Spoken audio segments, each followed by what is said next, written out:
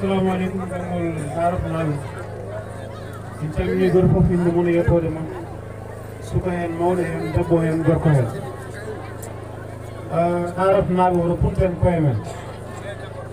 1991 ha joni duuɓi capantati e goho hay jeere moƴere o ngala arabnaɓe juma men ɗum ɗo duuɓi sappo e joyyi juma mon neni gasat 15 ans juma ñamɗoɓe mbiyoteɗa ko rawani andi so neɗɗo oppi ha élection ne heddi une semaine wina adda ballal on wondi ko yawade yimɓe Daayiratu e commune de Beele jogui ko 998 électeurs temedde jeenayi e capanɗe jeenayi e jeetata commune o fof ko onon ɓuuri hebde électeur uji kawɗo jaɓa funtede hande hay goto funtako onon jiiɗi funtude koye moɗon soɗon jiiɗi caɗele gonɗe ɗo ɗe giwa le 23 janvier inchallahu rabbi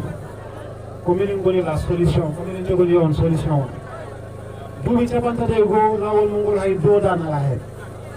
ceerno men ceerno Demba joɗiniɗo ceerno Amadou Tidiane ɓawmumen no Gounass o wi nayi ne pere hen sukaɓe ne pere hen won mawɓe ɗo depuis guila gari ha joni meeɗa kannama probléme uji meeɗa darade hen ɗum noon yonti hankkadi ne mbasen funtude koye meɗen